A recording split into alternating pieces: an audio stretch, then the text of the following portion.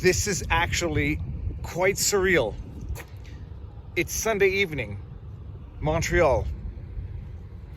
Technically speaking, I'm breaking the law.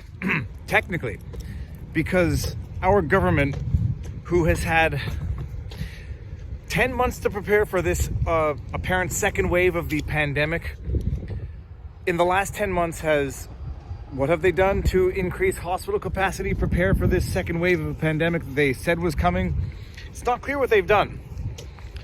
But they say we're into it in a way that is so serious that they have to enact electroshock, and I'm quoting our Premier François Legault's terms, electroshock therapy, to cause Quebecers to appreciate how serious the situation is. It's so serious that in 10 months from the onset of this pandemic in March 2020, our government has done apparently nothing to increase hospital capacity for the ordinary flu season, which itself tends to overwhelm the hospitals. Nothing. Absolute nothingness. The ordinary flu season tends to overwhelm or at least stress our hospital infrastructure.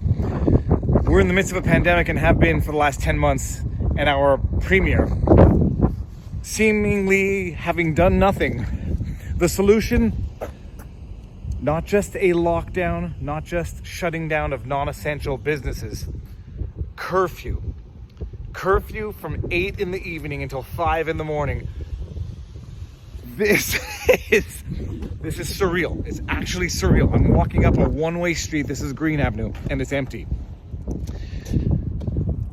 Curfew. You are not allowed out of your house between 8 in the morning. Why do I keep saying that? 8 in the evening and 5 in the morning. And if you are, you're breaking the law. That is how we, the citizenry, have to compensate, accommodate, comble is the word in French, how we have to cater to the incompetence of the government and their unwillingness or incapacity or negligence to have done what they're supposed to do. We now have to bear the brunt of that, the boot, so to speak. We're not allowed out of our houses between 8 in the evening and 5 in the morning for a month, 30 days, January 9th to February 9th. Who's taking bets as to whether or not this is going to be 30 days? I'll take a bet. I'm going to bet no. Technically, I'm breaking the law, but because they're so bloody smart, our politicians are so smart, there's an exception for dogs. You're allowed out of your house to walk a dog after 8 o'clock, but be prepared to have papers, and I'm not even joking. I'm direct quoting from the conference, the press conference that our Minister of Health gave. If you leave in the evening and you're an essential worker, or you have authorization, or it's an emergency, whatever, be prepared to have proof. Papers. And I'm not joking, she actually said papers. You're allowed walking your dog. I've got a dog. I've got a dog. I've got a dog.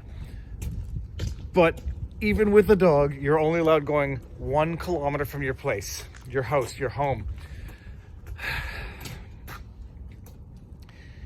We're being governed by people who don't know what they're doing.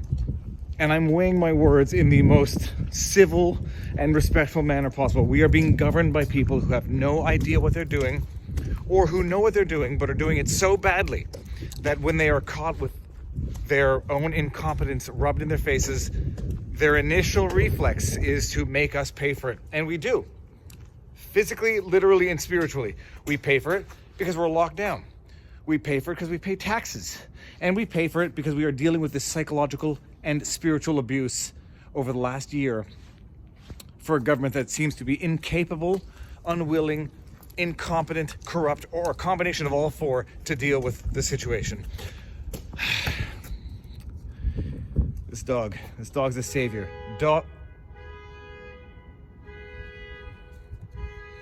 I feel at risk. The only problem is, who are you going to run into right now? The only people you're going to run it... I'm going to go hide. I'll be back in 1 second. We're living through crazy times, people. Keep your sense of humor. Humor changes more than force. Boom. Oh. No idea what's going on. Peace.